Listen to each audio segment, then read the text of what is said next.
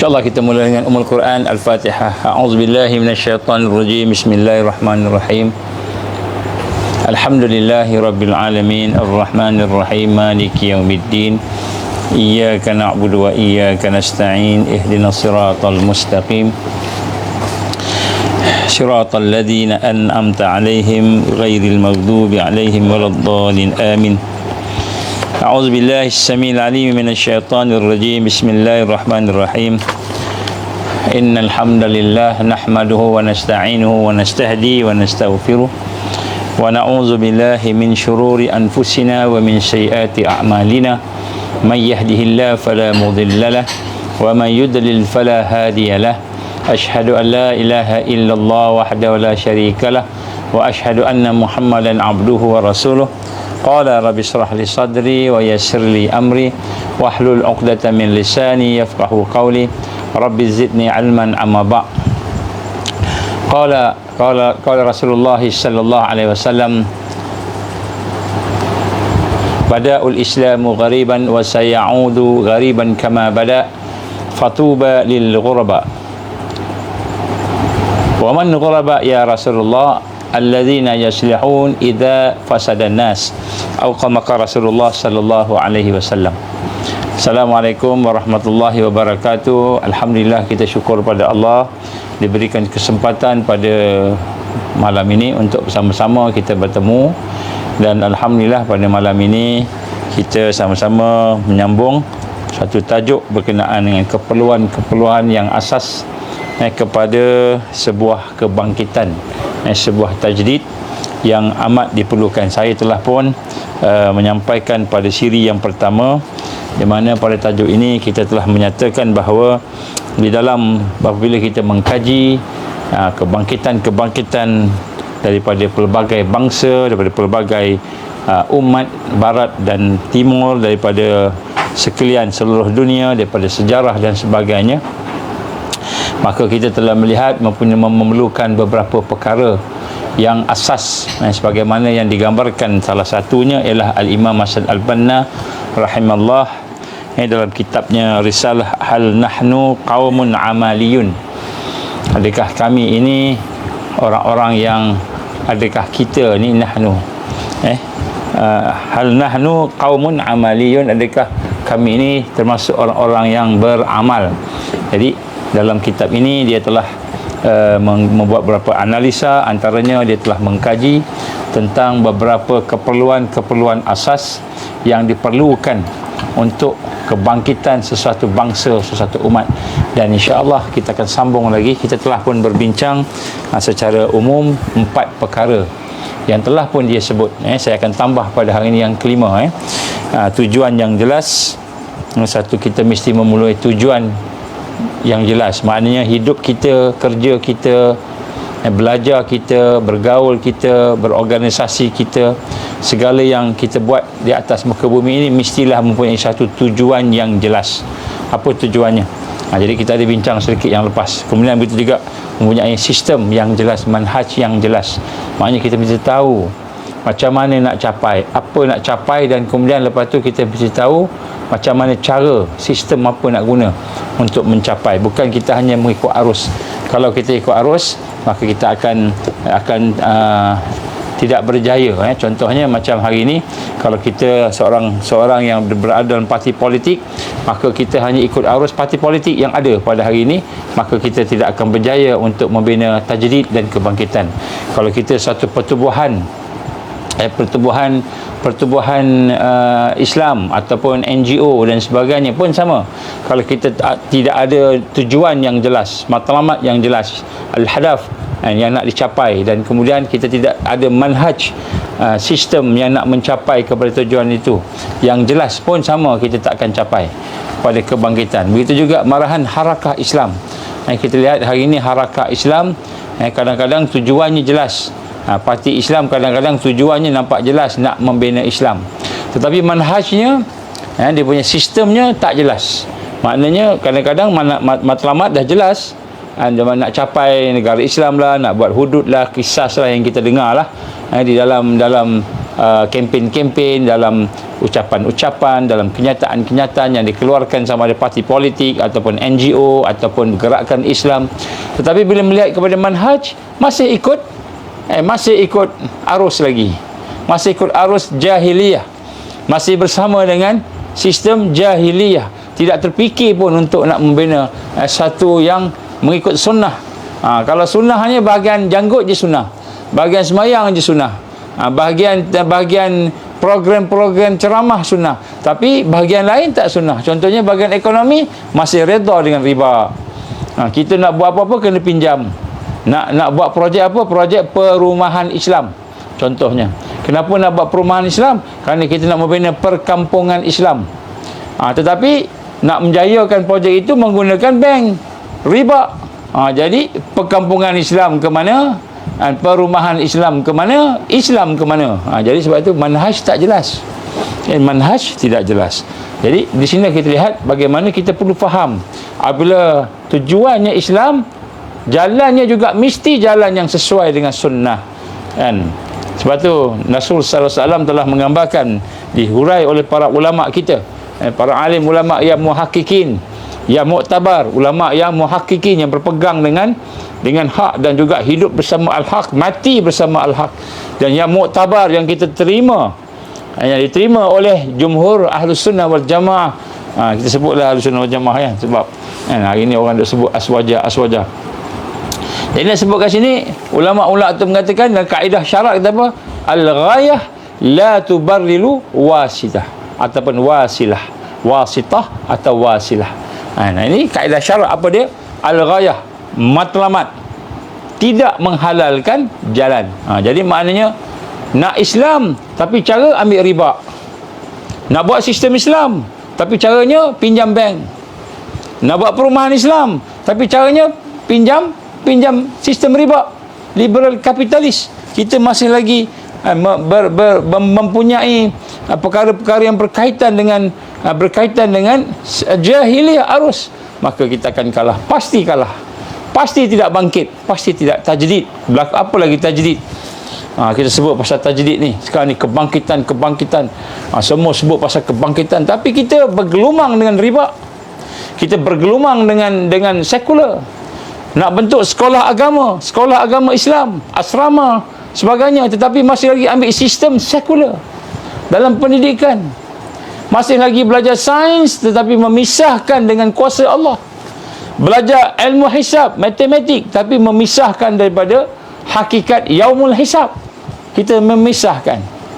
Jadi walaupun namanya Islam, universiti Islam, college Islam, sekolah Islam, tetapi masih lagi sistemnya berasaskan kepada sekular, masih lagi tidak menjadikan Al-Quran sebagai dasar asas.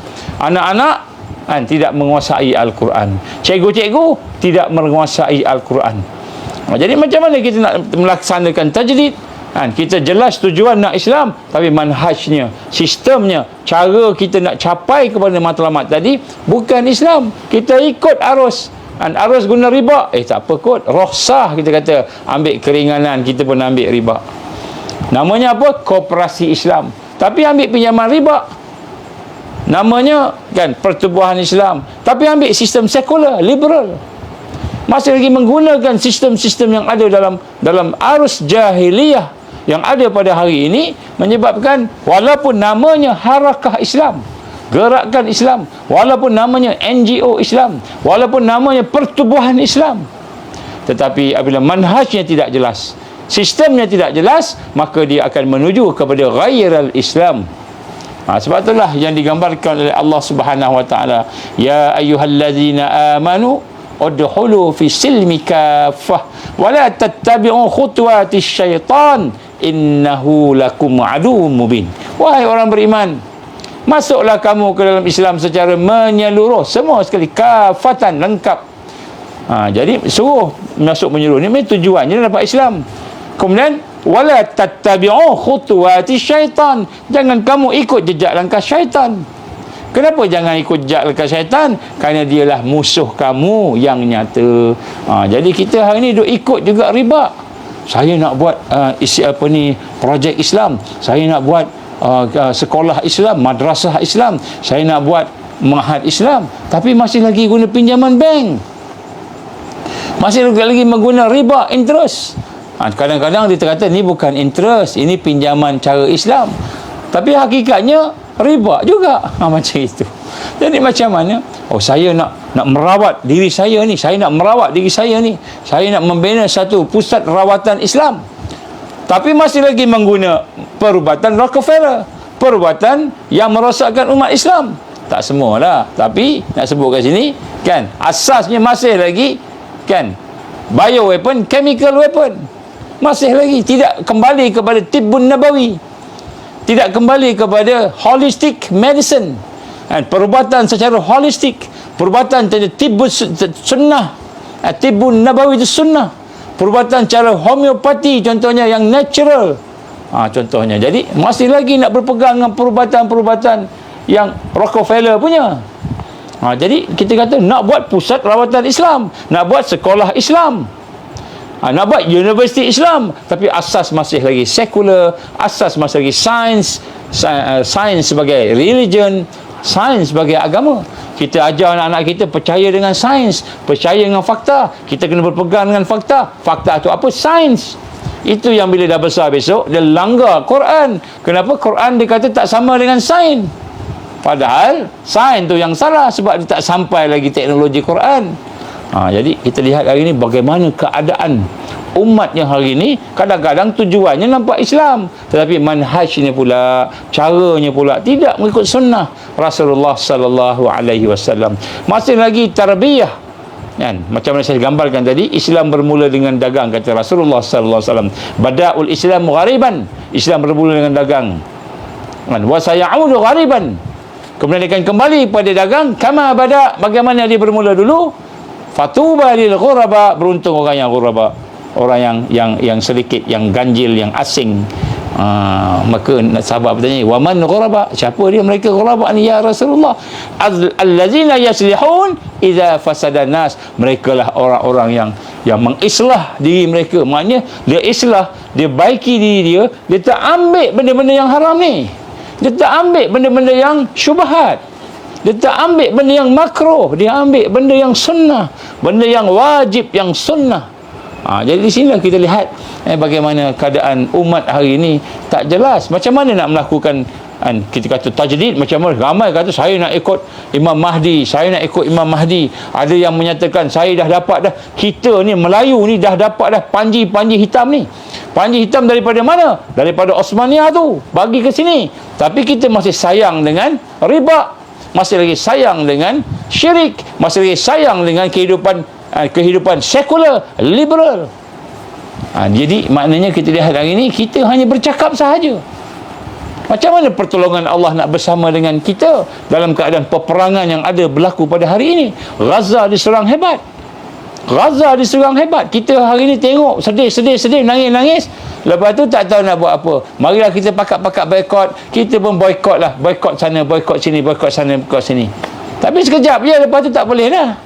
Sekejap aja boykotnya kan. Malahan orang yang bisnes ni mengambil kesempatan. Sebab tu nak boykot ni kita kena tengok dulu nak boykot apa tu. Jangan main pakat boykot aja. Tak semua benda kita kena boykot. Memang betul boykot ni salah satu, tapi jangan kita boykot tanpa iman. Kadang-kadang boykot ni asasnya semangat. Asasnya semangat, bukan asasnya iman. Itu masalah. Baik, jadi kita dah ceritalah pada secara umumnya begitulah. Tujuannya mesti Islam. Apa Islam ni? Menegakkan Islam, menegakkan ibadah. Wa ma khalaqtul jinna wal insa illa liya'budun. Kau menegakkan khilafah, inni ja'ilun fil ardi khalifah, menegakkan daulah, menegakkan khalifah, menegakkan negara. Di mana negara itu akan berkembang lah. Kemudian untuk menegakkan itu mesti ada manhaj. Manhaj mesti diasaskan oleh al-islah, kata Nabi sallallahu alaihi wasallam. Siapa mereka yang dagang tadi tu, yang beruntung tu, fatuba lil ghuraba tadi, siapa dia ya Rasulullah? Allazina yaslihun idza fasadan nas, mereka yang melakukan islah. Nabi tak cakap mereka yang boleh pinjam duit buat koperasi Islam, buat pembangunan Islam, perkampungan Islam, tapi pinjam riba. Nabi tak sebut mereka yang buat riba, mereka yang ikut apa yang ada. Tak, islah. Islah ni apa maknanya? Perbaiki kelemahan kita, perbaiki kekurangan kita, bukan dengan jalan yang tidak syarak. Jadi hari ini gerakan Islam masih bergantung dengan pinjaman. Saya hairan hari ini anak-anak muda kita, ustaz kita ni, kan, atas alasan nak pergi kerja susah, ambil pinjaman riba, beli motor, beli kereta, sanggup berperang dengan Allah. Walaupun sepatutnya boleh naik bas, tak apa, naik bas lambat sikit, bukan lambat apa, keluar awal sikit, tapi tak sanggup. Kenapa? Ini terpaksa sebab kalau tidak ada kereta susah, nak kena ada motor, nak ada kenderaan. Habis kalau tak ada duit, pinjam riba. Ustaz pinjam riba ni, ustaz ambil riba ni. Ini kita bimbang. Kita ingat kita dah tajdid, kan, kita baca hadis, kan, bagaimana Allah SWT akan yab'asu li hazihil ummah, Allah akan membangkitkan ke atas umat ini man yujaddidu laha dinaha, mereka yang akan mentajdidkan agamanya. Tiba-tiba yang nak tajdidkan agama, yang bagi ceramah pasal Israel lawan Palestin, yang bertakbir, rupa-rupanya dia ambil riba. Jadi nak contoh, jadi belajar kat sekolah yang sekular dan dia menganuti sekular. Saya bagi satu contoh, madrasah Islam agama. Kita mengambil sistem sains, matematik, tak salah. Tetapi kenapa Al-Quran tidak menjadi asas yang kuat? Kenapa Al-Quran tidak menjadi satu yang menjadi dasar? Betul-betul dasar ni. Sampai anak-anak murid ni sayang, cinta, mendokong Al-Quran. Lebih daripada mendokong sains. Bukan saya anti sains, saya pun orang sains juga. Saya belajar sains belaka, kan, medical engineering, saya belajar juga tentang kejuruteraan, matematik, sains, komputer, belajarlah juga. Tak banyak pun, tak pandai, tapi ada lah. Tapi maknanya sains tu menjadi asas, kan. Orang pandai-pandai buat sains, orang bodoh-bodoh baru pergi buat pengajian Islam. Ini sistem kita hari ini. Kemudian yang pengajian Islam tak pandai sains, bila nak bagi fatwa tentang DNA, kan, dia pergi ke lab, dia kata saya ni pakar bahagian biotech ni, bio ni saya pakar, saya buat PhD saya dalam bio ni ustaz, ada ustaz cakap saya pakar, saya tahu DNA tak DNA ni semua saya tahu. Tapi bila tanya dia, masa make data semua, daripada mana, kamu berada kat mana? Saya berada kat luar lab, tak berani masuk. Saya pergi ambil lab sampai ke negara China, nak tengok sebagaimana prosesnya apa. Tapi seperti daripada luar je, tengok luar, tak faham pun. Tapi dia kata dia pakar. Bila ditanya makanan, adakah makanan ini haram atau halal? Oh, tak apa, dah berubah, dah tak rupa bentuk babi dah berubah color, dah ubah rasa, dah jadi coklat, kan, istihalah, dah berubah semua. Ini dah tak kira genetik babi, kan. Pandainya macam itu. Kita tak tahu ke DNA tu. DNA inilah komponen paling asas dalam sesuatu kejadian yang Allah jadikan tadi. Kalau DNA babi, maknanya dipunyai oleh babi. Dalam coklat tu ada DNA babi. Contoh lah, ni saya bagi contoh. Tapi dia kata dah tak ada rupa babi dah semua dah habis dah jadi proses, tak ada apa dah. Dia pun dia pun bayangkan pembinaan coklat yang ada DNA babi tu dengan tapai. Dia kata buat tapai ni, kan, ada masanya dia akan jadi arak, lepas tu dia jadi tapai, jadi cuka contohnya, kan, jadi cuka, ataupun jadi air, kan. Jadi bila dia jadi arak, jadi air, tak ada tahu apa-apa, maka boleh. Ini istilah yang asal ni tak sama. Contoh tak sama dengan DNA tadi. Tengok DNA tapai, cuka, arak tadi, daripada tapai jadi cuka, kemudian dia masam, dia boleh jadi arak, kemudian ditukar daripada arak jadi cuka. Cuka tu tak tambah apa-apa, tukar original, cara natural. Maka dia kata hak ni boleh sebab cuka, dia tak memabukkan. Dia kata coklat pun sama juga. Mana sama? Ini ustaz yang tak pandai sains, tapi dia rasa macam dia pandai. Saya nak buat ni, dia tak tahu sains. Apa asas? Apa DNA kepada cuka, arak cuka tadi? DNA-nya anggur. Anggur ni halal ke haram? Halal. DNA-nya anggur. Daripada anggur jadi tapai, jadi arak, jadi cuka. Cuka tu dibuat daripada arak, pertukarannya tanpa ada tahu apa-apa barang, dia jadi cuka yang asli, natural, maka boleh makan walaupun asal dari arak. Dia kata yang babi ni pun sama juga. Lemak babi, dia kata lemak babi, kemudian tukar dah tak jadi lemak babi dah. Dah tak jadi lemak babi, jadi coklat yang sedap, dia kata. Coklat ni dah tak rasa rupa babi, tak ada rasa babi, tak ada kan, bau babi tak ada, semua tak ada. Yang makan ni sama macam cuka tadi, tak sama. Kita orang sains, kita tahulah, kita belajar sains juga. Dia tak belajar sains, tengok dari luar, tengok macam itu, dah tak sama dah, tak sama. Kalau saya nak sebut bahasa kasarnya, bodoh lah. Tak maaf no kalau ada orang bagi fatwa macam tu. Sebab DNA-nya masih sama. Kalau daripada anggur bertukar menjadi arak, bertukar menjadi cuka, boleh tak? Boleh, sebab DNA-nya masih anggur. Halal tak anggur? Halal. Dan prosesnya halal tak? Prosesnya halal. Dipersetujui oleh para ulama kita, dipersetujui oleh syariat Islam. Tapi yang babi ni apa? Dia tukar apa pun masih DNA babi. Masih DNA babi. Bila kata DNA babi, itu babi lah. Jadi ini contoh lah. Jadi ustaz kita yang pakar bahagian fatwa, yang pakar bahagian ni pun macam itu juga kan. Minyak wangi, sama juga minyak wangi kan. Dia kata ini alkohol kan. Alkohol dia disebut alkohol aja batal, tak boleh, najis. Alkoholnya arak, najis. Padahal alkohol apa yang alkohol tu? Semua yang ada OH kat belakang tu alkohol. Tapi alkohol yang ini ni, kalau makan, kalau minum ni bukan kata mabuk, mati. Jadi dia bukan najis. Jadi yang ini pula dia kata tak boleh. Minyak wangi ni semprot tu, spray, tak boleh kerana ada alkohol, tak sah sembahyang, najis. Dia tahu ke alkohol apa tu? Dia main cakap je najis, dia tak tahu pun.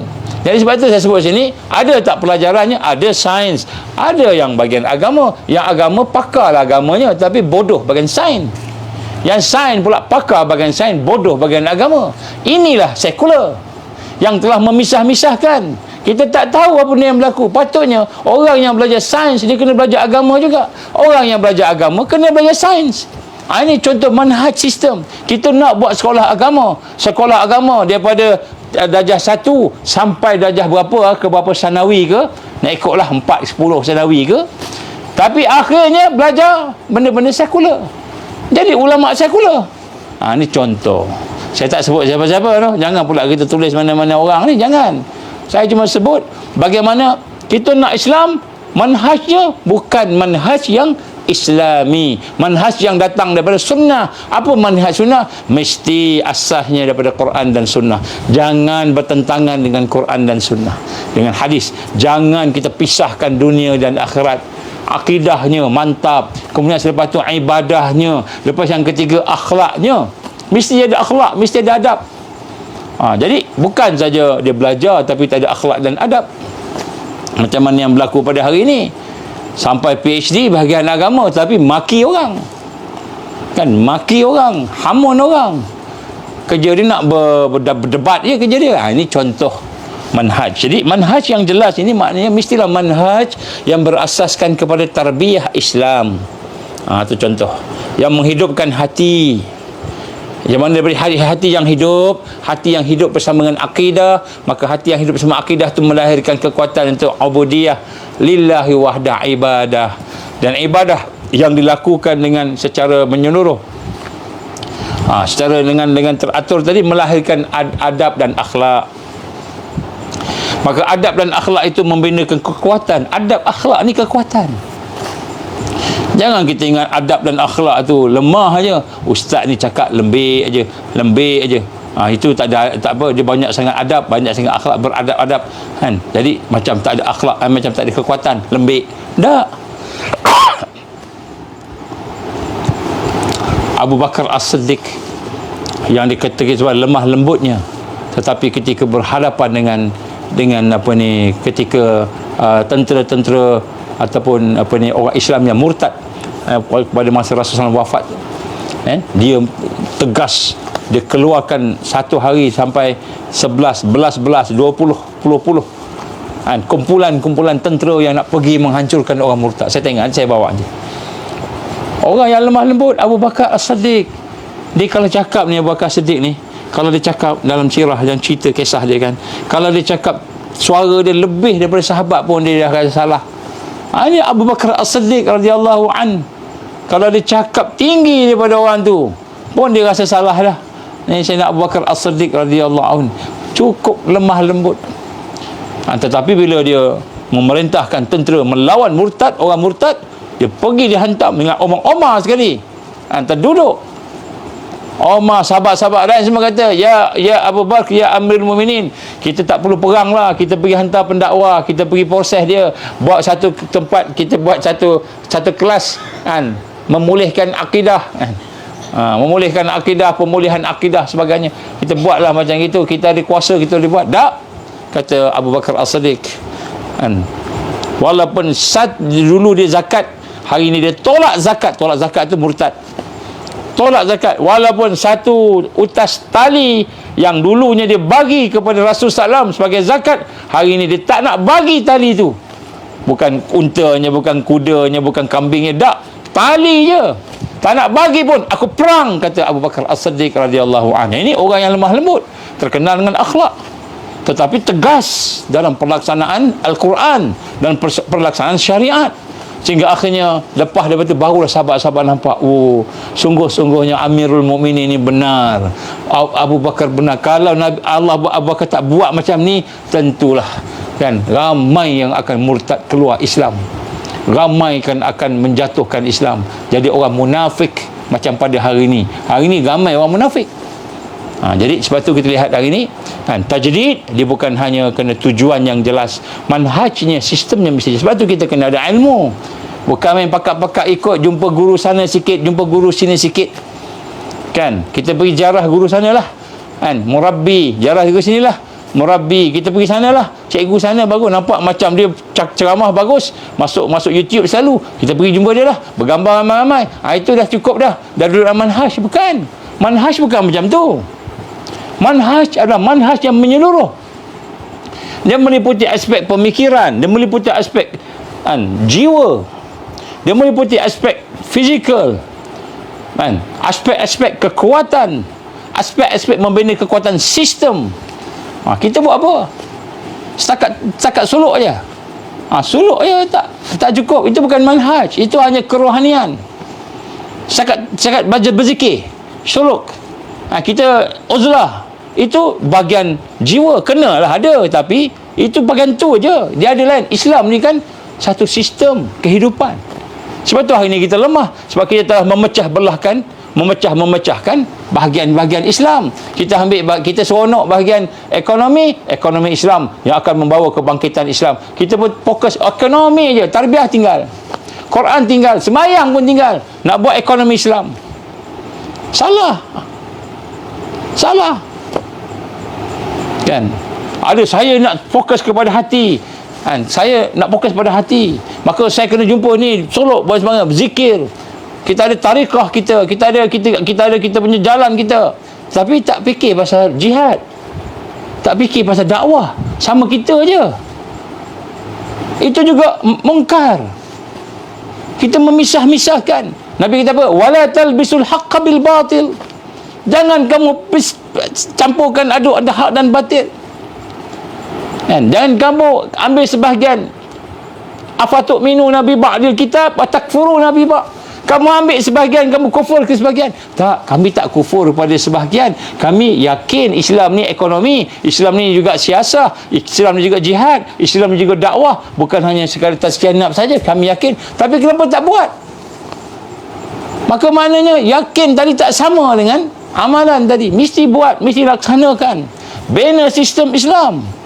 Kita mampu bina sistem apa? Kita buat sikit-sikit. Tapi bagian hati kena, wajib. Sufi kena, bersih, tasawuf kena. Tetapi yang lain juga kena. Ini perkara-perkara yang kita nak kena tengok. Sebab tu bila bab manhaj ni, ramai yang fail, ramai yang tewas dengan sistem. Kenapa? Dia hanya melihat arus. Dia tidak boleh membaca sirah dengan betul.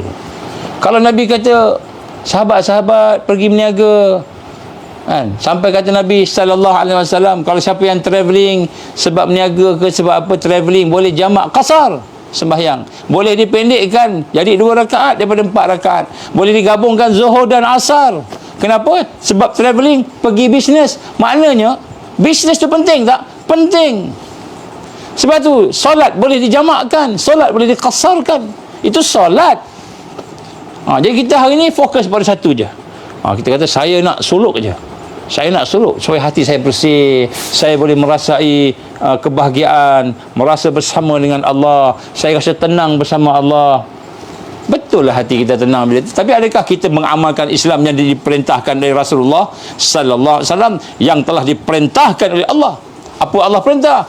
Inni ja'ilun fil ardi khalifah.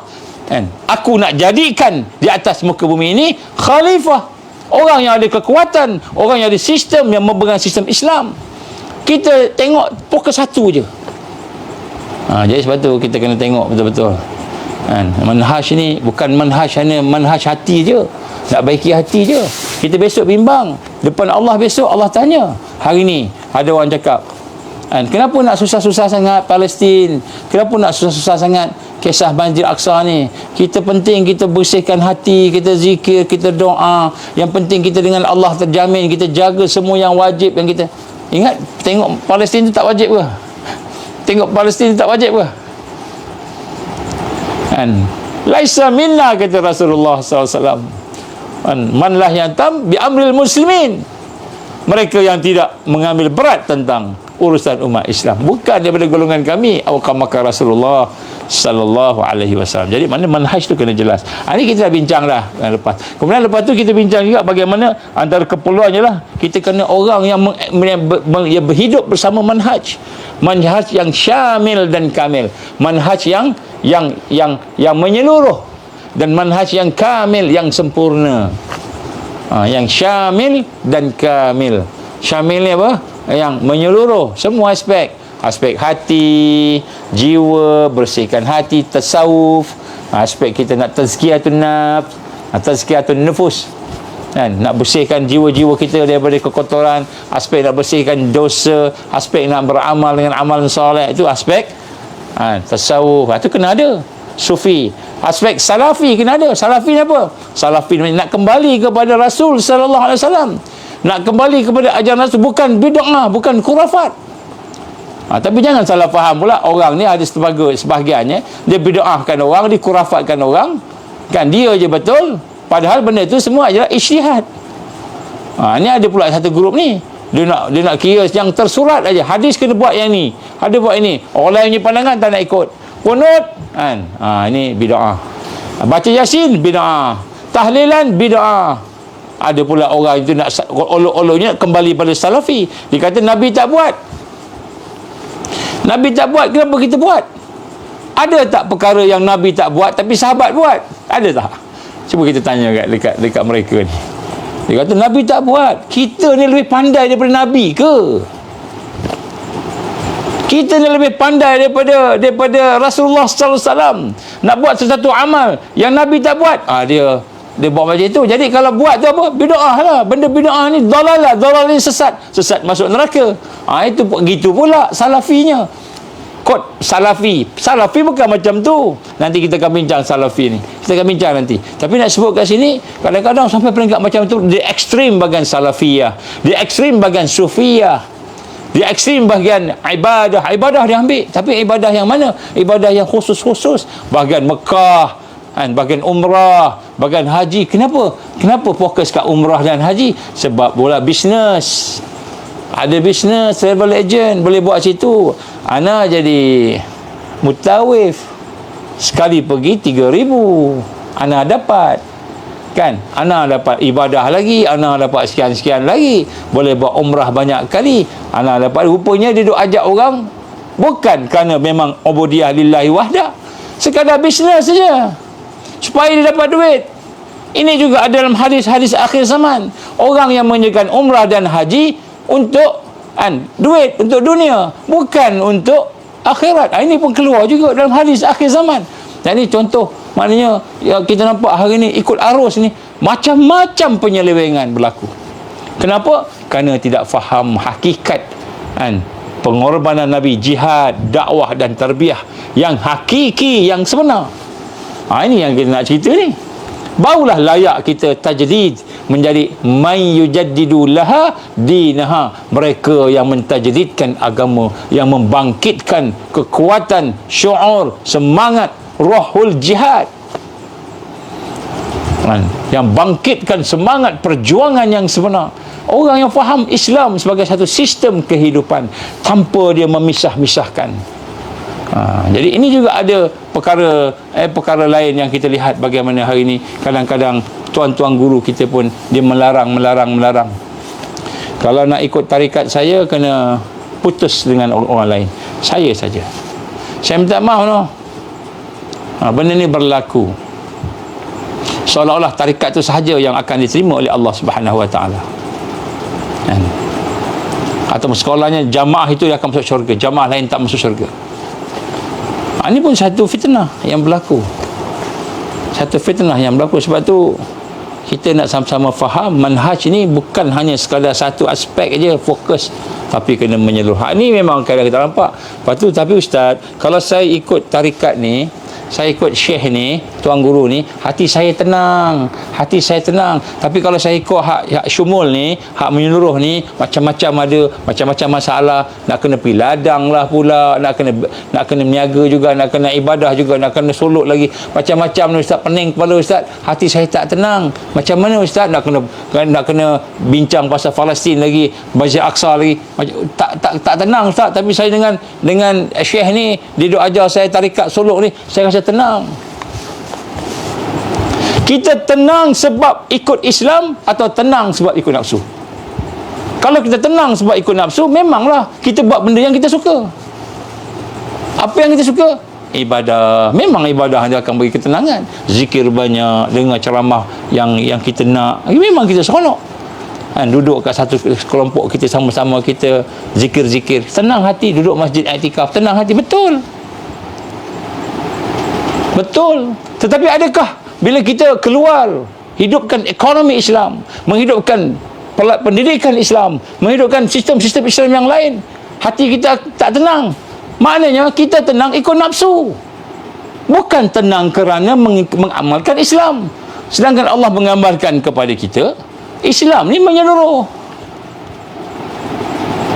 Jadi sebab tu kalau kita dengar ceramah, kita pergi program yang kita rasa benda tu baik, kita buat dakwah Islam, kita buat pertanian Islam, kita buat ekonomi Islam, kita buat pendidikan Islam, tapi kat situ ada masalah banyak. Tiba-tiba hati kita rasa tak tenang, nak gaduh je, nak ni kan. Maknanya bukan masalah benda tu, bukan masalah pertanian tu, bukan masalah guru tu, bukan masalah kebaikan program tu, masalah hati kita. Hati kita ni masih tertipu dengan nafsu. Kita nak sesuatu yang kita nak, bukannya Allah perintah kita tegakkan Islam. Tiba-tiba kita nak semayang aja, nak zikir aja, nak mengaji aja, nak baca kitab aja, itu aja kita buat. Kita tak terfikir pasal benda lain, tak terfikir pasal tanggungjawab jihad fi sabilillah, tanggungjawab Palestin sekarang ni, tak terfikir. Maka kita mengikut arus. Kenapa mengikut arus? Kerana kita ingat Islam yang itu aja. Maka kita terpisah-pisah. Jadi manhaj itu tak jadi manhaj yang syamil dan kamil. Manhaj yang sempurna, yang lengkap, sebagaimana yang dikehendaki oleh Allah Subhanahu Wa Taala. Macam mana nak tajdid? Macam mana nak bangkit? Tapi ustaz, akhir zaman ni kita kena amalkan, bersihkan hati, amalkan zikir, kita nak dapatkan nak dapatkan karamah, maunah. Betul. Memang kita hajatkan pertolongan Allah, memang kita hajatkan karamah, memang kita hajatkan hati yang bersih. Tetapi menghajatkan semua itu dengan kita meninggalkan bahagian-bahagian Islam yang kita kena buat. Jadi sebab tu Nabi gambarkan afdalul jihad. Afdalul jihad ar-ribat. Apa ribat? Ribat ni apa? kita bincanglah. Ribat ni ialah kita mengikat diri kita dengan perjuangan, apanya kesusahan. Kesusahan ni bukan maknanya tak ada duit, kan? Bukannya maknanya kesusahan ni sakit, bukan tu sahaja. Kesusahan ni maknanya nafsu kita nak buat satu benda je yang kita suka je, yang kita seronok je. Suka baca Quran, kita baca Quran aja. Suka iktikaf aja. Suka buat dakwah, yang lain tak buat. Tidak ada at-tawazun, tidak ada keseimbangan dalam kehidupan kita. Maka manhajnya tidak selesai. Manhaj tidak membawa kepada tajdid, tak bawa kepada tajdid. Kita tertipu, kita masih dengan arus lagi. Ini yang saya bimbang. Ramai orang masih merasai, aku dah cukup lah. Agaknya dia kata manhaj ni ialah kita buat program NGO. Itu manhaj. Sistem ni maknanya kita dah buat dah. Kita buat qiyamul lail, kita buat apa lagi? Qiyamul lail, kita buat baca Quran, kita pergi ziarah ulama, kita buat boat survival, kita buat ni semua. Ini dah manhaj Quran. Bukan. Itu sebahagian daripada manhaj sistem Islam yang syamil dan kamil. Jadi sebenarnya apa dia? Banyak lagi yang kita kena buat. Sebab tu saya sebut kepada sahabat-sahabat kita Ansar, jangan terpengaruh dengan mereka yang hanya fokus kepada satu aspek. Satu aspek tu maksima, hebat. Baca Quran hebat, sembahyang hebat, kan? Zikirnya hebat. Kita kata nampak dengan janggutnya, dengan jubahnya, dengan serbannya, semua hebat, sunnah. Tetapi bahagian ekonomi masih lagi bersama tompang jahiliah. Masih lagi beli kereta pinjam kereta. Kenapa? Alasan nak jadikan Grab supaya saya boleh dapat rezeki. Habis macam mana buat? Ustaz, tak ada duit. Ada caranya, cara Islam ada. Bukan tak ada, cara Islam ada. Tapi kata tak jelas. Tak jelas. Cukup kita ukhuwah, jaga ukhuwah sebagainya, ziarah sana sini, tolong menolong sebagainya. Itu sebahagian. Dia kena syamil dan kamil. Jadi manhaj ni dia meliputi semua aspek. Jadi hanya orang yang dah lalui tarbiyah dan memahami hakikat tarbiyah, baru dia faham. Kalau tak, kita ingat kita dah Islam dah, tapi rupa-rupanya macam-macam lagi jahiliyah dalam hidup kita. Kenapa? Kerana kita tidak ada murabbi yang faham. Kita ada ahli zikir, kita ada guru ahli zikir, ada guru tarikat, ada guru membersihkan hati, tazkiyah nafs, ada guru tu ada. Tapi untuk berjuang pada jalan Allah, mempersiapkan diri membina sistem Islam, membina khilafah Islam yang mana digambarkan oleh Allah SWT dalam surah Al-Baqarah tadi, tak ada. Kita hanya berpada, tak apalah, kita nak bina kerajaan besok, kita undi je lah, ikut sistem demokrasi. Demon crazy, ikut sistem demon crazy, kan? Jadi kita lihat dasar pun kita tak ada lagi. Manhaj pun kita tak jelas. Tak jelas di mana kita nak bina kekuatan, asas-asas kekuatannya. Ini kita kena jelas. Kalau tidak, kita ikut arus, tuan-tuan dan puan. Datang Mahdi, datanglah pimpinan-pimpinan Islam, perang, silap-silap kita ni dicantas dulu. Iyazbillah min zalik. Silap-silap kita ni jadi munafik. Kenapa yang munafik? Apabila Al-Mahdi, Imam Mahdi datang, apabila dia punya tentera datang, kita nampak dia sebagai ajaran sesat.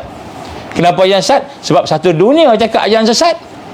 Kita nampak dia sebagai pengganas. Kenapa pengganas? Sebab satu dunia kata dia pengganas. Macam sekarang lah Hamas, dia kata Syiah lah, sesat lah, dia kata pengganas lah, dia kata membunuh anak-anak lah. Macam-macam tuduhan. Kita ikut arus, kita betul lah, tak patut Hamas ni semua termasuk dalam konspirasi ni. Hamas ni dia terima duit daripada Israel ni. Kenapa? Kalau dia Islam, kenapa dia boleh bunuh orang macam itu? Kita tak tahu. Kita tak tahu apa yang berlaku. Ini saya tegur sikit lah tuan-tuan dan puan. Kadang-kadang kita belajar konspirasi, pakatan jahat ni. Tuan-tuan minta maaf saya nak sebut sikit lah. Saya mula-mula kaji tahun 1990. Pakatan jahat ni saya kaji sejak 1990. Saya tak buat buku je. Nak buat buku macam-macam tajuk boleh, insya-Allah. tapi saya tak buat buku. Sebab tujuan saya kaji bukan untuk buat buku. Tujuan saya kaji untuk menggerakkan Islam. Fakta-fakta tu digunakan. Alhamdulillah dah semula tersebar. Saya dah kaji dah.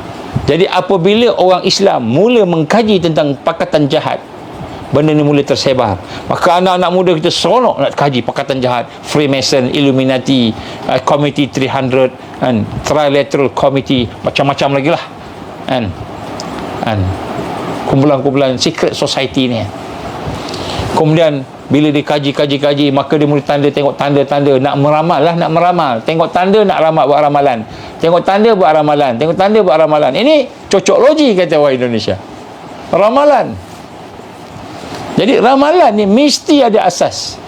Sebab tu pada hari ni saya nak sambung sebenarnya, kan, iaitu kita sebut yang hari tu ada 4 tujuan yang jelas, manhaj yang jelas, kan, aktivis yang mengikuti manhaj, dan mereka yang beramal sesuai dengan manhaj tadi secara berjemaah.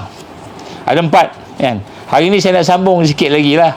Nak sambung yang kelima ni, yang penting kita nak kena faham di sini. Yang kita nak kena faham, mana pula buku tu jatuh. Ni dia. Saya gabung beberapa kitab lah. Saya gabung kitab. Saya ambil ulama-ulama mutabar saja. Saya ambil ulama yang mutabar. Kalau nak tahu siapa ulama tu, saya tak sebut kat sini. Saya lagi sebut ni orang-orang kacau. Baik. Salah satu daripada perkara yang dasar dalam kita memahami kebangkitan ini, kita mesti ada ilmu waqi'. Mesti ada ilmu waqi'. Jadi manhaj satu, duduk dalam jamaah, dan kemudian mesti ada khas memahami waqi', memahami realiti. Yang ini nombor 5. Ini dasar, asas. Kerana kalau kita tak faham waqi', kenapa kita tak masuk dalam manhaj? Manhaj tu masuk dalam ilmu waqi', tapi saya letak ni sebagai satu yang khas. Kenapa? Sebab inilah perkara yang paling lemah di kalangan umat pada hari ini. Lemah kerana mereka tak faham waqi', faham realiti. Mereka faham realiti, baca surat khabar, tengok internet, tengok media massa, tengok TV, news, sebagainya. Mereka baca mengikut fahaman aliran jahiliah, mengikut arus. Dan juga asas kita sekular, menyebabkan kita mengkaji, kita tak boleh hubung dengan Quran. Tak boleh hubung dengan Quran. Ini kesalahan nombor 1. Belajar waqi' tak hubung Quran, kesalahan nombor 1.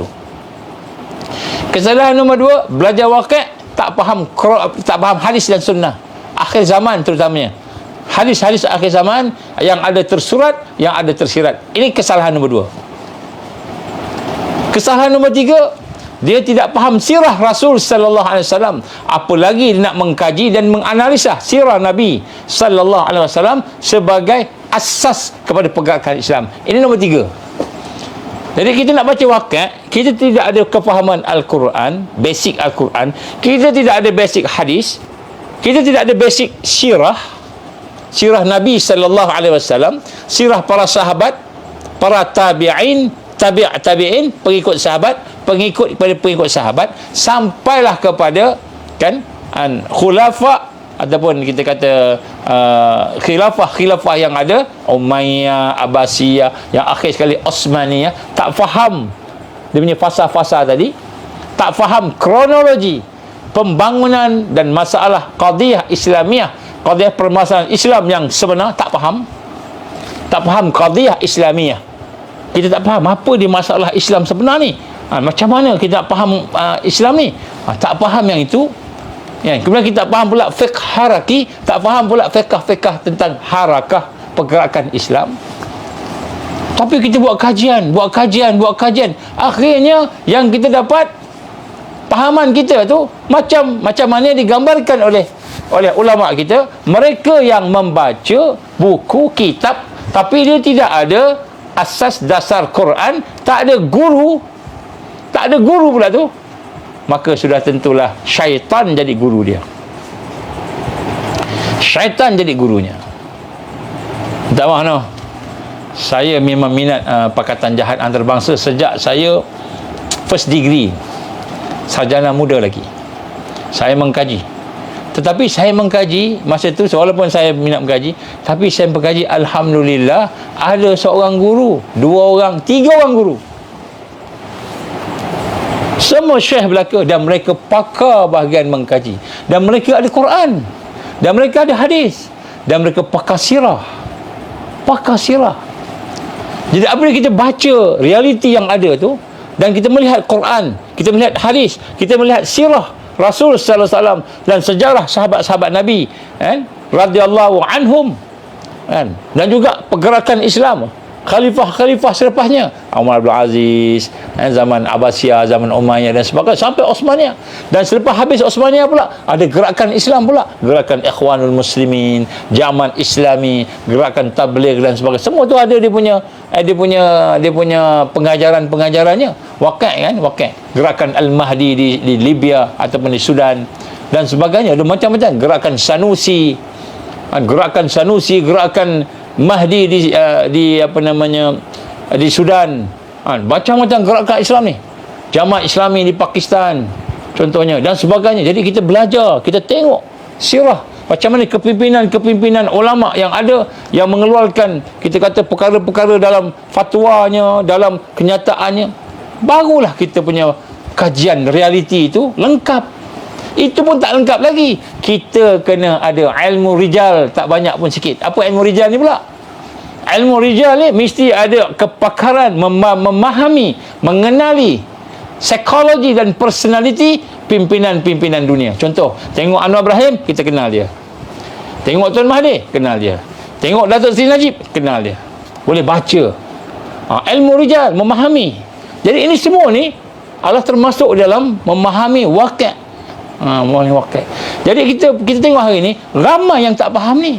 Ulama kita pun, dia kan orang alim kita lah, tak ramai tak faham waqi'. Ada ustaz kata Hamas ni pengganas. Dia kata ustaz di Indonesia, Hamas ni pengganas, Hamas ni Syiah. Dia kenal ke Hamas tu siapa? Dia pernah jumpa ke Hamas tu?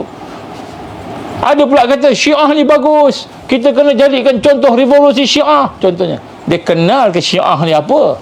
Apa yang Syiah buat pada Sunni yang ada di Iran, yang ada di Iraq, yang ada di Syria. Dia kenal ke Syiah ni siapa? Contoh. Jadi maknanya kita kena memahami waqi' ni. Dia bukan hanya sekadar kita baca surat khabar, tengok Google, tengok orang bagi viral video, terus buat keputusan. Ini Hamas ni tali barut Israel. Kenapa? Dia mencemarkan Islam. Macam mana dulu Taliban, macam dulu Afghanistan mencemarkan Islam. Nampak Islam ni buruk, bunuh orang sana, bunuh sini. Kita kenal ke Azmah Hamas ni? Berapa ramai ulama dalam Hamas ni? Kita tahu ke? Kita kenal ke ada berapa ramai alim ulama yang berjuang muktabar, alim ulama yang ada di dalam Hamas, yang mendukung Hamas seluruh dunia? Kita kenal ke siapa? Termasuklah Profesor Dr. Yusuf Qaradawi, rahimahullah, dah meninggal lah. Yang sekarang ni Dr. Qaradari merupakan setiausaha kepada Syekh Qaradawi. Dia keluarkan fatwa. Apa fatwa dia sekarang ni? Ni nak kenal, ni ulama besar. Syekh Qaradawi dia kata apa? Dia kata siapa sesungguhnya semua yang ada di Gaza, semua yang ada di Palestin, umat Islam tu termasuk dalam 8 asnaf. 8 asnaf semua pakat ada belaka. Maka dia kata oleh kerana keadaan darurat, dikeluarkan fatwa apa? Dia kata maka hendaklah kamu kira zakat kamu untuk 2 tahun yang akan datang, tahun ni dan tahun depan, kira dan bagi zakat kamu 2 tahun akan datang ni, bagi pada perjuangan Islam yang berada di Palestin. Keluar fatwa. Dia keluar fatwa. Kita kata Hamas ni Syiah, Hamas ni Israel, Hamas ni sesat, Hamas ni pengganas. Kita kenal ke? Kita tak kenal. Kita cuma tahu je, ni tanda macam ni, ni nak banjir, ni nak gempa bumi. Tengok tanda-tanda. Kita jadi orang yang meramal. Apa basis kita? Saya dah baca ni, saya dah tengok ni, saya rasa. Mana boleh rasa-rasa? Kalau rasa yang ada basirah, yang hidup dengan iman, yang hidup dengan takwa, lain. Orang yang selalunya basirahnya hidup dengan iman dan takwa, dia tidak akan membaca realiti dan dia cepat kan, bercakap tentang realiti tersebut tanpa dia merujuk pada Quran, tanpa dia merujuk pada hadis. Apa hadis sebut tentang akhir zaman ni? Kan, ada ke Nabi sebut pasal Gaza ni? Ada ke? Tiba-tiba ada dalam hadis Nabi puji apa yang berlaku di Gaza, di Asqalan. Kan, afdalu jihad ar-ribat. Kan, afdalu ribatikum Asqalan. Jihad paling besar ialah ar-ribat. Dan jihad yang paling hebat, paling tinggi, paling afdal ialah ar-ribat di Asqalan. Asqalan kat mana? Asqalan ni sama dengan Gaza. Ulama jumhur mengatakan Asqalan ni sebahagian daripada Gaza. Walaupun sekarang ni tempat tu telah dirampas oleh Israel, tapi di kat utara Gaza aja. Dia sama. Nabi pula Imam Syafi'i rahimallah, dia kata apa? Dia kata saya daripada Gaza. Pada masa yang lain saya daripada Asqalan. Asqalan dengan Gaza ni sama lah, lebih kurang. Jadi nak sebut kat sini, Nabi dah sebut dah pasal Asqalan, Nabi dah sebut dah pasal Gaza lah, seolah-olahnya gitu. Tiba-tiba kita kata ini orang-orang yang sesat dan ganas. Kita ikut siapa? Kita ikut Israel, ikut arus. Jadi sebab itulah kita kena faham waqi'. Bila kita faham waqi', barulah kita boleh membaca, melihat, meneliti, menganalisa, dan boleh membantu kita bergerak. Ini menjadi salah satu daripada persiapan dasar untuk tajdid. Orang yang membaca waqi', yang faham waqi', yang memahami akan kaedah-kaedahnya tadi, baru dia boleh nak faham. Oh, rupanya dalam hadis akhir zaman ni ada yang tersurat, ada yang tersirat. Kita nampak tersurat aja. Jenis-jenis orang quote and quote salafi, tersurat aja. Dia faham tersurat, yang tersirat dia tak faham. Kenapa tak faham? Agaknya basirahnya tu masalah. Saya tak tuduh siapa-siapa tau. Jadi sebut kat sini bila kita membaca, oh ada yang tersurat, ada yang tersirat. Contoh tersurat-tersirat, contoh apa? Contoh apa? Hadis-hadis tentang Al-Mahdi, hadis-hadis tentang Dajjal. Ada yang tersurat, ada yang tersirat.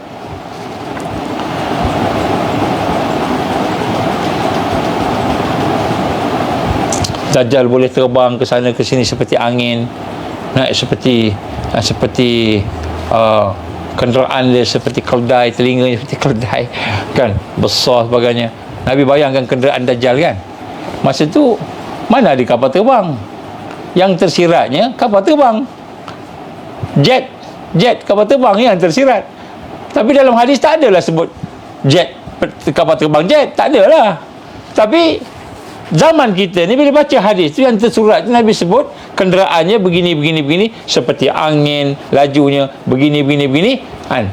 Nabi kata dia punya kepak je panjang gini, apa semua. Dia tak sebut kapal terbang, tapi tak sebut jet pejuang. Tapi zaman kita tahulah yang tersiratnya jet, kapal terbang. Habis kita nak ikut yang tersurat. Yang tersurat sampai bila pun tak tahu. Keldai, telinga macam keldai, kepak dia panjang, banyak-banyak ni macam mana ada Garuda kot, burung Garuda besar kot. Kita tak faham. Itu yang tersurat, yang tersirat. Al-Mahdi pun ada yang tersurat, yang tersirat. Kan? Tentera Al-Mahdi, tentera panji hitam. Hari ni sibuk panji hitam. Kenapa sibuk panji hitam? Kerana ada wakil daripada Osmania datang sini nak bagi panji hitam kita. Inilah panji hitam, inilah panji hitam. Kita ingat itulah panji hitam. Wallahu a'lam. Saya tak nak komen apa-apa lah. Itu pandangan masing-masing. Kita tak nak berpecah. Tak apalah, biar. Tapi nak sebut kat sini, kan, panji hitam dia ada yang tersurat, ada yang tersirat. Jadi bila kita melihat Quran, melihat hadis Nabi, melihat sirah Rasul sallallahu alaihi wasallam, kita melihat pula tentang gerakan sahabat-sahabat Nabi, memahami bagaimana kedudukan sahabat-sahabat Rasul sallallahu alaihi wasallam. Kemudian zaman-zaman khilafah pula yang ada daripada Umayyah, Abbasiyah, Fatimiyah lah apa sebagai, sampailah kepada Osmaniyah dan Bani Osman dan Ottoman Empire, sampailah lepas tu pula gerakan, tak ada dah, empire jatuh, negara Islam jatuh, datang pula gerakan Islam, gerakan Ikhwanul Muslimin, gerakan Hamas, gerakan Jamaat Islami, gerakan Al-Mahdi di Sudan, gerakan Sanusi, macam-macam. Kalau kat Malaysia ni pula ada gerakan-gerakan Islam yang lain. Jadi Dan bila melihat, kita tengok balik yang sana dan sini, baru kita boleh baca, oh rupanya gerakan Islam tu begini. Baru kita nampak, oh baru kita boleh buat kesimpulan, kita kena kembali kepada jihad, dakwah dan tarbiyah sunnah Rasulullah sallallahu alaihi wasallam. Bismillahirrahmanirrahim. Saya minta izin minum sikit, rasa angin naik. Bismillah.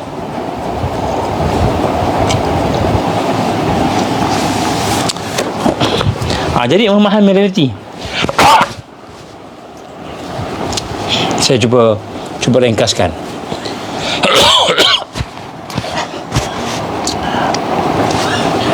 Memahami realiti ni, antaranya kita kena kenal mereka yang akan menghancurkan Islam. Kalau dulu dekat UAE ada juga belajar gerakan-gerakan yang menghancurkan Islam. Sekarang subjek tu dah dihabiskan, tak ada.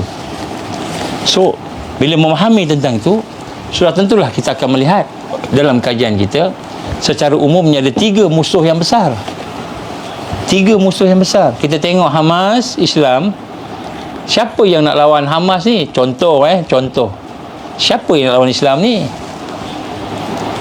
Apa kata Allah Subhanahu Wa Taala, firman Allah dalam Quran, A'udzubillahi minasyaitonirrajim. Walan tarda ankal yahud walan nasara hatta tattabi'a millatahum ila akhirih. Tidak sekali-kali orang Yahudi, Zionis. Orang Yahudi ni tak semua yang tak suka Islam, tak. Yang lawan yang Zionis ni. Kalau kita tengok Orthodox Jewish yang betul-betul nak tu, dia tak sokong Zionis. Zionis ni yang nak merampas, yang ada kepentingan untuk dapatkan negara, tanah semua ni, nak lawan, nak dapatkan Masjid Aqsa ni. Walan tardha ankal yahud, tidak akan sekali-kali redha Yahudi itu. Walan nasara, dan juga orang Kristian, salib, tentera salib, hatta tattabi'a millatahum. Jadi dalam dunia ni, gerakan yang besar yang nak melawan Islam, musuh Islam nombor 1 Zionis, Yahudi. Allah gabungkan dalam ayat ini dengan salib, tentera Kristian, salib pun salib yang Zionis, bukan orang Kristian biasa-biasa ni yang ada kat Malaysia ni. Kebanyakannya tu orang Kristian tu yang bukan nak lawan Islam, dia cuma sekadar agama dia, pergi seminggu sekali semayang dekat church hari Ahad. Sekarang dah berubah hari Jumaat pula sebahagiannya. Dia sekadar nak semayang je, dia sekadar nak amalkan dia punya amalan yang kita pun tak tahulah dia kitab mana dia pakai kan. Dia ada Katolik, dia ada Protestan dan sebagainya. Jadi bukan Yahudi apa ni Kristian yang biasa-biasa, tapi Kristian yang Zionis yang melawan Islam ni, melawan Islam, nak bunuh Islam ni. Mereka takkan redha sekali-kali sehinggalah kita ikut dia. Ni musuh. Jadi kita nak memahami musuh ni, jangan pula kita kata tiba-tiba Israel ni baik. Kenapa Israel baik? Sebab Israel tolong kita. Kenapa orang Kristian ni baik? Sebab orang Kristian ni tolong kita. Orang Kristian ni tak bunuh orang, tapi dia ni Yahudi Zionis. Dah Allah sebut dalam Quran sebagai manusia yang tak akan redha, maknanya dia akan perang kita. Kemudian yang ketiga, dan Allah gabungkan pula Yahudi ni dengan musyrikin. A'udzubillahi minasyaitonirrajim. La tajidanna asyaddan nas adawatan lil ladzina amanu al-yahud wal ladzina asyraku. Kamu pasti jumpa di kalangan manusia yang paling kuat permusuhannya, yang paling dahsyat kebenciannya kepada orang beriman itu ialah al-yahud, Zionis. Tiba-tiba kita nak sokong Israel pula, tiba-tiba kita nak sokong Zionis pula. Dan Allah gambar dalam Quran, dia manusia musuh paling jahat orang beriman. Ini contohnya panduan dalam Quran. Kita tak sebut lagi hadis-hadis, tak sebut lagi sirah dan sejarah Islam, apa yang mereka buat tak sebut lagi. Peristiwa 1948 Naqba, peristiwa 1967 kita tak sebut lagi tu. 1973 tak sebut. Sebut yang dulu, Quran ni dulu. Pun dah tahu dah. Al-Yahud, kata Allah berfirman, maknanya musuh paling jahat. Walladzina asyraku, dan mereka yang mensyirikkan Allah. Jadi mensyirikkan Allah ni siapa? Siapa mensyirikkan Allah ni? Banyaklah. Contohnya Hindu. Yang mensyirikkan Allah ni paling banyak Tuhan ni Hindu, ya contohnya kan. Sebab tu India dia sekutu dengan Israel. Tahu tak India sekutu Israel? Bukanlah mai kita kena perang dengan India. Kalau India yang musuh Islam, dia memerangi kita, wajib kita perang dia, sebab dah memang dia disebut oleh Allah musuh. Itu India. Bukan India saja, yang lebih besar lagi daripada India adalah komunis. Komunis mana percaya Tuhan? Memang dia tak percaya Tuhan. Dia tak percaya pada Allah dan mengesakan Allah. Dia tak percaya pada Tuhan yang esa. Dia percaya pada Tuhan yang banyak. Apa contohnya? Dia percaya, dia yakin kepada kuasa parti komunis, parti dia. So siapa Tuhan dia? Parti dia. Parti komunis jadi Tuhan dia. Dia boleh buat apa sahaja, sanggup mati untuk mempertahankan parti dia, parti komunis. Kemudian pada masa yang sama, dia percaya juga atuk nenek moyang dia tu akan jadi Tuhan, akan jadi apa kan. Jadi agama dia pun pagan. Jadi komunis ni sebenarnya, kita ingat dia tak percaya Tuhan, dia tak ada Tuhan. Tak, dia ada Tuhan yang banyak, illa kecuali Allah. Jadi rupanya musyrikin ni, komunis pun musyrikin juga. Macam mana saya tahu ni? Secara praktikal kan, bila kita buat kajian kan, bila kita kalau kita ingat kes Uyghur yang ada di China tu, saya berjumpa dengan kawan-kawan yang ada di Malaysia dan yang ada di Turki dan sebagainya. Bila saya selidik kenapa dia orang buat begini, rupanya memang dia orang ni banyak Tuhan. Sebab dia boleh sembelih orang Islam, dia boleh bunuh, dia boleh halau, dia boleh macam-macam. Kerana rupa-rupanya komunis ni dia mensyirikkan Allah. Maknanya dia ada Tuhan yang banyak. Definisi syirik ni Tuhan yang banyak. Jadi sebab tu kuasa yang ketiga yang besar ialah komunis. Komunis ni pun musuh negara juga. Sekarang ni komunis dah tak perang kat senjata. Sekarang ni komunis dah pakai baju putih masuk parlimen. Mereka yang berpahaman gitu. Saya tak sebut mana-mana no. Tapi nak sebut kat sini, kita kena faham. Ini antara tiga kekuatan yang sangat memusuhi Islam. Allah sebut dalam Quran. Allah sebut dalam Quran. Jadi kita nak kenal, bila kita nak kaji tentang perkataan jahat, realiti nak kenal, wakil, tengok berita, tengok siapa sumber. Sumber kat mana? Sumber dari mana ni? Begitu. Baru kita dapat, sumber dari sini. Ini sumber musuh kita. Tentulah dia cakap tu terbalik. Apa kata Allah, firman Allah, wa minan nasi man yaqulu amanna billah wa bil yaumil akhir wa ma hum bimu'minin. Suratul Baqarah. Di kalangan manusia itu ada yang mengatakan, kami ni sebenarnya percaya kat Tuhan, percaya kat Allah, percaya pada hari akhirat. Wa ma hum bimu'minin. Allah kata sebenarnya mereka tak beriman. Ini golongan musyrikin, golongan munafikin. Jadi ini sumber-sumber daripada sumber kafir. Ini sumber daripada sumber munafik. Kalau orang ni nampak baik pun dia kata kita bersama ni, kita kata kita ni tolak vaksin semua sekali, anti vaksin semua sekali. Contohlah kan.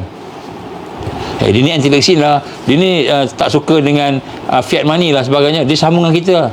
Tengok agama dia apa. Bismillah.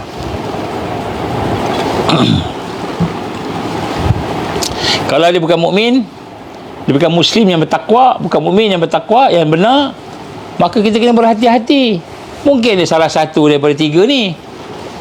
Kena hati-hati. Okey, jadi musuh lagi apa yang lain? Allah sebut tadi dalam suratul Baqarah, kan? Allah kata apa? Selain daripada Yahudi, salib, begitu juga Allah kata tentang musyrikin. Yang satu lagi ialah munafikin. Siapa munafik ni? Orang Islam sendiri yang pakai kopiah, yang ada janggut, yang ada semua sekali, tetapi mereka tak beriman dengan Allah. Nampak macam beriman, pun kita kena kenal dia siapa. Sebab tu saya sebut tadi, kena kenal ilmu rijal. Ilmu rijal inilah ilmu yang digunakan oleh ulama kita untuk memastikan sanad-sanad hadis itu daripada individu rijal, pemuda rijal ni orang yang boleh disekahi, yang dipercayai. Baru nak tahu hadis ni sahih ke, hadis ni dhaif ke, dan sebagainya. Dan nak sebut kat sini, ilmu rijal ni tak banyak pun kita kena tahu juga sikit. Baru kita nampak, dia ni cakap ke. Kalau dia ni cakap, maknanya dia ni golongan 1, 2, 3 atau 4 lah. 5 lah kita bagi kan. Yang pertama sekali kan, kita kata Yahudi. Yang kedua Kristian, Zionis juga. Yang ketiga musyrikin. Yang keempat munafikin. Yang kelima mukmin, orang beriman juga, Islam juga. Tapi dengki pula kat orang Islam. Ada penyakit hasad dengki pun kacau juga. Ada 5 golongan ni. Jadi kita kena lihat balik. Oh, ni nampak Islam, nampak gerakan Islam, tapi rupanya kacau juga. Jadi kalau kita tidak mengenali akan musuh-musuh tadi, dia buat macam-macam lah, dengan secret society-nya, dia buat dengan Freemason-nya, Illuminati. Baru kita boleh tengok Freemason, Illuminati, baru kita boleh faham. Oh, macam gitu punya. Jadi ilmu wakil ni penting. Tapi bukan wakil sekadar kita tahu sikit sini, tahu sikit sana, agak sini, agak sana, rasa sini, rasa sana, tanpa basirah pula tu, tanpa pandangan daripada pandangan hati yang hidup, hati yang bercahaya. Kita main bantai aja, maka kita akan merosakkan. Ini kawan-kawan kita yang buat pakatan jahat, yang konspirasi ni kena faham. Jangan main ikut aja. Ini orang ni semua. Ini buku New World Order. Kita pun baca, percaya 100%. Jangan. Buku tu mungkin silap-silap dibuat oleh musuh kita. Nampak macam baik, tapi rupanya jenis munafik. Ini orang Islam, kita cakap-cakap nampak macam bagus. Jadi ilmu realiti inilah yang akan menyebabkan kita memahami. Contohnya umara macam mana, ulama macam mana, yang kita sepatutnya kenal. Sebab Nabi sebut, yang lebih aku bimbang yang berlaku pada kamu ini ialah kan, a'imma mudillin, ulama-ulama, umara pemimpin dan ulama yang sesat dan menyesatkan. Jadi yang kelima ni orang beriman, orang Islam, tapi sesat dan menyesatkan, yang saya sebut tadi. Yang aku lebih bimbang daripada Dajjal. Jadi kalau kita tak kenal ni, kita pun keliru. Tengok orang ni bagi fatwa A, orang ni bagi fatwa B, keliru, kita keliru. Tengok dia tu macam mana, orang yang bagi fatwa tu macam mana. Kalau dia beriman, bertakwa, insya-Allah fatwanya sama dengan orang beriman dan bertakwa. Tiba-tiba tak sama, tengoklah kan. Jadi sebab itulah kita kena kenal ulama-ulama. Bagaimana ulama yang saleh, ulama akhirat, bagaimana ulama yang taleh, ulama usu', ulama jahat, ulama dunia. Macam mana pemimpin yang saleh atau pemimpin yang taleh, pemimpin yang derhaka ke Allah. Kita kena faham, kita kena tahu. Ini satu tajuk ni, saya akan buat satu tajuk nanti. Ada malam ni, contoh saya nak bagi satu contoh lah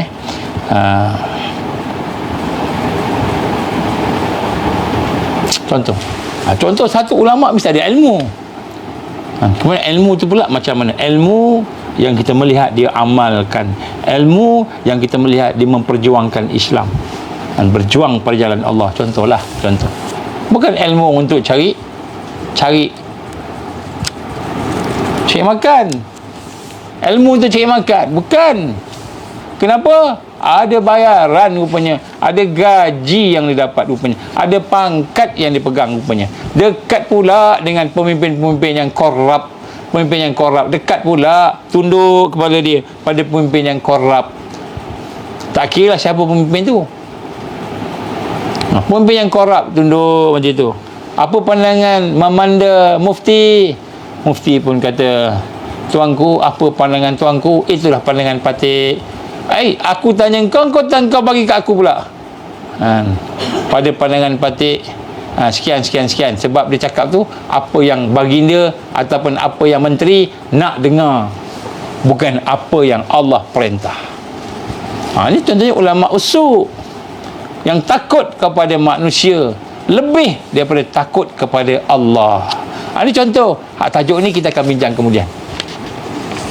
Kita baca suratul Fatir ayat 28. Sesungguhnya yang takut kepada Allah di antara hamba-hambanya hanyalah ulama, orang yang ada ilmu. Sesungguhnya Allah Maha Perkasa lagi Maha Pengampun. Jadi Allah katakan khasyatillah, orang alim yang takut kepada Allah, bimbang pada Allah. Inilah ulama. Khasyatillah, orang yang takut pada Allah. Bukan dia takut dengan ketua dia, bos, siap panggil bos lagi. Saya nasihatkan jangan panggil bos. Kalau kita orang alim lah, kita mufti ke qadi ke, jangan panggil bos. Tak layak kita panggil bos. Bos kita bukan menteri, bos kita bukan sultan, bos kita bukan agung, bos kita bukan ketua-ketua manusia tadi. Bos kita Allah. Sebab kita pegang agama. Kita pegang agama, kita nak kena bagi fatwa. Bos kita tu Allah. Jangan panggil dia bos. Yes, bos. Saya dengar orang alim panggil bos kat menteri. Saya dengar, hati saya berbulu. Hati saya dengar, bos pergi, bos datang majlis petang ni, bos datang bos datang Datuk. Datang. Oh, datang lah. Okey, saya kena pergi ni sebab bos datang. Menteri Agama datang, saya kena dengar. Bos datang. Bos datang, saya kena pergi. Pergi tu kerana bos. Kerana bos pergi. Seorang alim, dia bersifat takwa, dia ada warak. Bukan kata tak boleh hormat, kena hormat ketua kita hormatlah. Tapi bila kita panggil dengan panggilan sebagai ketua tadi, bos, contohnya bos tu kan, seolah-olah macam dia yang bagi kita makan, dia yang bagi kita jawatan, dia yang bagi kita pangkat, bukan Allah. Di mana kewibawaan kita sebagai seorang alim? Ini benda yang kadang-kadang saya dengar bila saya bercampur-campur kan, gaul-gaul, saya dengar dia tu bos, dia panggil ketua dia tu bos, menteri dia panggil bos, orang lain panggil bos tak apa, tapi saksiah alim, saksiah mufti, saksiah qadi, saksiah orang alim, ada ilmu ni, orang ada agama ni, dia mesti lebih tinggi lagi, atau dia sama taraf, sebab dia bawa mesej daripada Allah, dia bawa kenyataan daripada Allah. Barulah boleh tajdid, barulah boleh dibangkitkan Islam, barulah boleh bagi nasihat. Kalau kita rasa kita ni makan gaji, kita ni diberi oleh pangkat oleh bos kita, bos bagi kita pangkat, bos bagi kita makan, maka ketika itulah hati kita akan bergoyang dan bergoncang mensyirikkan Allah Subhanahu Wa Taala. Ini yang kita bimbang. Saya tak cakap siapa-siapa, jangan tulis nama siapa-siapa. Tapi nak sebut kat sini, kita boleh kenal alim ulama yang akhirat ni, kita kenal. Kita boleh kenal alim ulama usuk kita boleh kenal.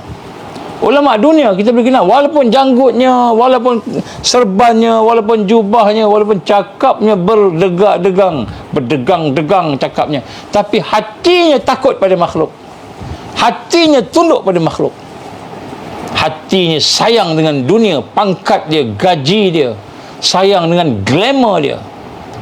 Maka yang itu ulama usuk. Jadi kita kena faham realiti. Bila kita faham realiti, barulah kita tengok, tak confuse. Ni fatwa ni siapa cakap ni? Siapa cakap fatwa macam ni? Oh, mufti sekian. Alhamdulillah, mufti ni bertakwa. Mufti ni memang betul-betul bercakap atas dasar iman, atas dasar takwa. Alhamdulillah, maka cakap dia ni boleh kita dengar. Yang ni pula daripada ni, dia ni kita tahulah. Jadi kita faham dia realiti waqi'. Ini salah satu waqi'. Jadi waqi' antara yang kita nak tahu di akhir zaman ini kan, menjadi dasarnya ialah kita kena faham supaya kita tidak tertipu. Sebab di akhir zaman ni hari-hari penuh dengan penipuan.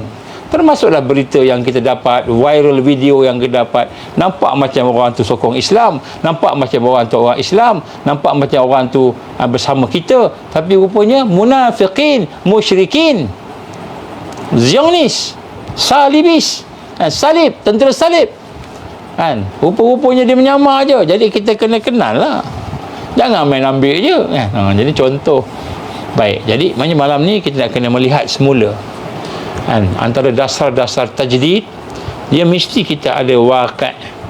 Selain daripada kan, 4 persiapan yang saya sebut pada siri yang lepas. 4 persiapan tu apa? Tujuan yang jelas, manhaj yang jelas. Mesti kita hidup bersama manhaj yang jelas tadi, dan kita mesti bergabung dengan mereka, dengan sahabat-sahabat yang bersama dengan tujuan dan manhaj tadi, sebagai satu ukhuwah yang membentuk jama'i, kekuatan untuk bersama-sama. Tak boleh buat seorang-seorang, kita buat bersama-sama sehingga kita boleh istiqamah. Yang kelima, kita mesti faham waqi'. Waqi' ni penting. Ini antara asas. Kalau tidak, kita akan beramal, sembahyang, puasa, berjuang dan sebagainya, tapi kita ikut arus. Bila kita ikut arus, maka apa yang kita dapat? Yang kita dapat ni ialah arus lah. Jadi makanan lah. Jadi makanan kepada bangsa-bangsa yang memusuhi Islam. Musuh Islam makan kita sebab kita ikut arus. Habis ustaz, kalau tak ikut arus, kita kena boykot, kena macam-macam ni, macam mana? Kita tak ikut arus, kita ikut siapa? Kita ikut Allah, ikut sunnah Rasul sallallahu alaihi wasallam. Tak cukup lagi ke Allah yang bersama kita, tak cukup ke sunnah Nabi bersama kita, tak cukup ke orang beriman yang sikit tadi tu bersama kita, tak cukup ke? Hasbunallah wa ni'mal wakil, ni'mal maula wa ni'mal nasir. Hasbunallah wa ni'mal wakil, cukuplah Allah yang jadi wakil, yang memelihara aku. Cukuplah Allah yang jaga aku, bagi perlindungan. Cukuplah Allah yang memenangkan aku. Cukuplah Allah yang menjaga aku. Hasbunallah wa ni'mal wakil. Jadi walaupun nampak macam kita tak ramai lah, semua orang pakat-pakat ikut arus semua, tak apa orang nak ikut arus. Kita jangan ikut arus, kita kena ikut Allah, Al-Quran, Nabi, sunnah dia, JDT kan. Dan kemudian kena ikutlah orang-orang yang saleh, taifah mansura. Kena ikutlah perkara-perkara yang membawa kita kepada kekuatan di atas jalan ini. Tak takut. Sahabat kita Hamas tak takut pun, walaupun yang keliling itu Amerika, yang kelilingnya itu Israel, yang keliling itu NATO nak hantar Jerman, Britain nak hantar SAS pula hari ni, semalam ke dia nak hantar komando dia, Jerman Britain nak hantar komando dia, Amerika nak hantar tentera dia dan senjatanya. Israel dah lari lintang pukang, dah tak nak lawan. Jadi yang sekarang ni terpaksa ambil tentera daripada Amerika, tentera daripada komando daripada Britain nak masuk. Tengoklah, semua akan dikeronyok insya-Allah. Dan sekiranya mereka berjaya mengalahkan tentera-tentera Allah, iaitu tentera Al-Qassam dan seangkatannya di sana, maka kita bertanggungjawab. Maka persiapkanlah diri kita. Sebab tu saya buat tajuk ni, persiapkanlah diri kita. Kita tak lama dah masa kita ni. Kemenangan Islam hanya apabila gabungan seluruh umat Islam beriman sama-sama membebaskan Al-Aqsa. Jangan harap orang-orang yang Palestin sahaja. Bukan kita tak harapkan dia, tak, kita harap pada dia dari sudut kesungguhan dia, kekuatan dia, tapi kita kena bersama. Kalau kita tak bersama, maka Allah tak akan bagi kemenangan kepada Al-Aqsa kepada kita. Kita kena bersama. Sebab tu kita kena persiapkan diri kita. Tajuk-tajuk yang saya bagi ni ke arah persiapan. Aku li qauli hadza astaghfirullahalazim li wa lakum. A'udzubillahi minasyaitonir rajim. Bismillahirrahmanirrahim. Alhamdulillahirabbil alamin. Wassalatu wassalamu ala asyrafil anbiya'i wal mursalin wa ala alihi wa sahbihi ajma'in. Allahumma innaka ta'lamu anna hadhil qulub qad ijtama'at ala mahabbatik wa altaqat ala ta'atik wa tawahadat ala da'watik wa ta'ahadat ala nasrati syari'atik fasik Allahumma rabitataha wa adimuddaha wahdiha subulaha wa amla'aha binurika allazi la yakhbu wa syarah suduraha bifaidil iman bik wa jammilit tawakkuli alaik wa ahyiha bima'rifatik wa amitha ala syahadati fi sabilik ya Allah innaka ni'mal maula wa ni'man nasir. Allahumma ansur Islam wal muslimin wal mustad'afin wal mujahidin fi Palestin wa fil Aqsa wa fi Gaza wa fi kulli makan wa fi kulli zaman. Allahumma ansurna ya Allah ala tarikud da'wah wa tarikut tarbiyah wa tarikut jihad fi sabilillah. La ilaha illa anta Allah al-wahid al-ahad as-samad alladhi lam yalid wa lam yulad wa lam yakul lahu kufuwan ahad. Ya hayyu ya qayyum la ilaha illa anta ya hayyu ya qayyum ya dzal jalali wal ikram. Ya hayyu ya qayyum bi rahmatika nastaghits ya Allah ya karim. Rabbana atmim lana nurana waghfir lana innaka ala kulli syai'in qadir. Rabbana la tuzigh qulubana ba'da iz hadaitana wa hab lana min ladunka rahmah innaka antal wahhab. Rabbana ighfir lana dhunubana wa israfana fi amrina wasabbit aqdamana wansurna 'alal qaumil kafirin. Rabbana atina fid dunya hasanah wa fil akhirati hasanah wa qina azaban nar. Rabbana taqabbal du'aana innaka antas samiul alim wa tub 'alaina ya Allah innaka antat tawwabur rahim. Wa sallallahu ala sayyidina Muhammad wa ala alihi wa sahbihi wa baraka wa sallam. Subhana rabbika rabbil izzati amma yasifun wassalamun alal mursalin walhamdulillahi rabbil alamin. Subhanakallahumma wa bihamdik asyhadu an la ilaha illa anta astaghfiruka wa atubu ilaik. Bismillahirrahmanirrahim. Wal 'asr innal insana lafi khusr illa alladzina amanu wa 'amilus solihat wa tawasaw bil haqqi wa tawasaw bis sabr. Tuan-tuan, puan-puan, sahabat-sahabat sekalian, insya-Allah siapa yang lambat masuk cuba tengok dari awal, kalau boleh tengok bahagian pertama yang lepas kuliah yang lepas, insya-Allah. Assalamualaikum warahmatullahi wabarakatuh.